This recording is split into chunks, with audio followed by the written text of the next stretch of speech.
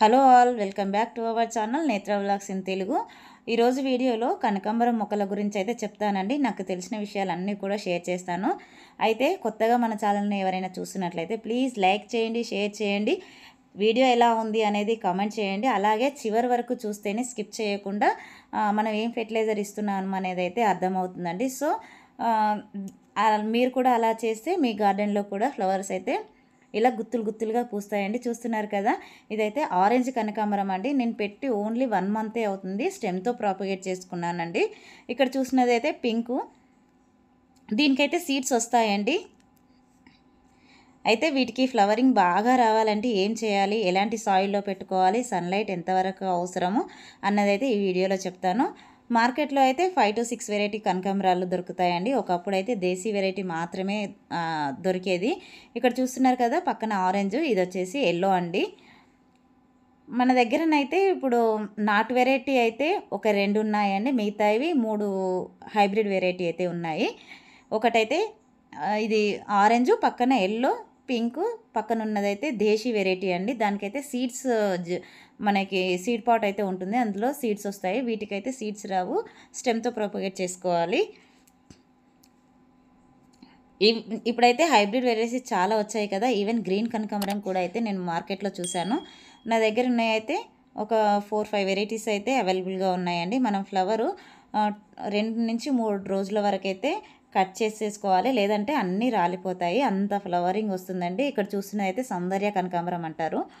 Soil విషయానికి వస్తే 1:1 అంటే red soil 1 part, compost 1 part, cocopeat 1 part and neem powder 5% వాడాను. ఇంకా Epsom salt and bone meal 1 spoon అయితే యాడ్ చేయండి. దీనికి సన్లైట్ అనేది బాగా అవసరం అండి. ఏదైనా షేడెడ్ ఏరియాలో పెట్టుకున్నారనుకో ప్లాంట్ గ్రోత్ బాగుంటుంది, కానీ ఫ్లవరింగ్ అయితే రాదు. కనకాంబరాలు నల్ల మట్టిలో కూడా పెడితే చాలా ఫ్లవరింగ్ వస్తుందండి, కానీ వర్షాకాలంలో అయితే కొద్దిగా ఇబ్బంది అవుతుంది మనకి. నల్ల మట్టిలో పెట్టుకుంటే పాట్ కదా, మనకి వాటర్ డ్రైన్ కాకపోతే రూట్ రాట్ అయితే వస్తుందండి. ఈ కనకాంబరం పూలల్లో మర్మం వేసి కట్టుకుంటేనైతే చాలా బాగుంటుంది. మనకి ఫ్లవరింగ్ అయిపోయిన తర్వాత వెంటనే అయితే ప్రూన్ చేసేసుకోవాలండి. ప్రూన్ చేసుకుంటే ఏమవుతుందంటే బ్రాంచెస్ అనేది బాగా డెవలప్ అయ్యి ఎక్కువగా ఫ్లవరింగ్ తీసుకోవచ్చు. ఇక్కడ చూస్తున్నారు కదండి, మనకి ఇలాగా ఫ్లవర్స్ అయిపోయాక మనకి సీడ్ పాట్ అనేది రెడీ అవుతుంది. కాకపోతే ఇది హైబ్రిడ్ వెరైటీ కదా, దీంట్లోనైతే సీడ్స్ రావు. సో ఇవి ఇలా ఉన్నప్పుడు అవన్నీ కట్ చేసుకున్నాం అనుకో, కొత్త చిగుర్లు వచ్చేసి ఫ్లవరింగ్ అయితే చాలా బాగా వస్తుంది. ఇక్కడ ఉన్న పింక్ వెరైటీకి అయితే సీడ్స్ రెడీ అవుతాయండి.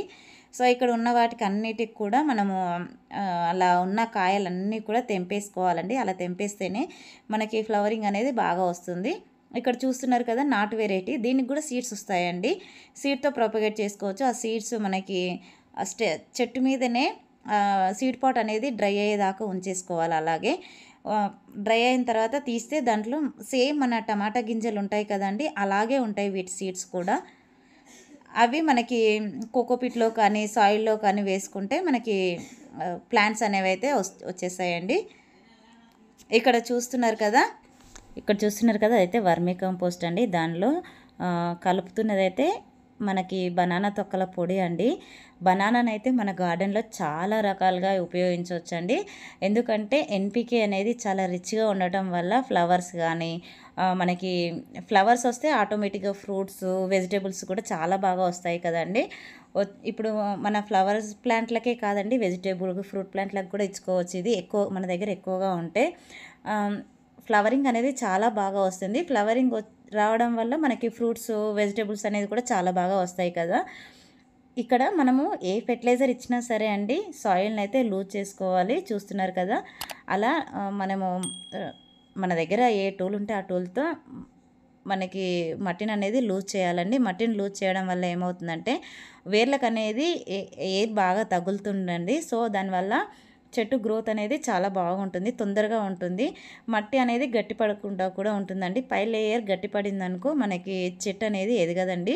చూస్తున్నారు కదండి, మనము కంపోస్ట్ ఇవ్వకముందు అయితే ఫ్లవరింగ్ ఎలా ఉందో, అలాగే మనకి కంపోస్ట్ ఇచ్చిన తర్వాత ఫ్లవరింగ్ అయితే చూడండి ఎంత బాగా ఫ్లవరింగ్ వచ్చిందో.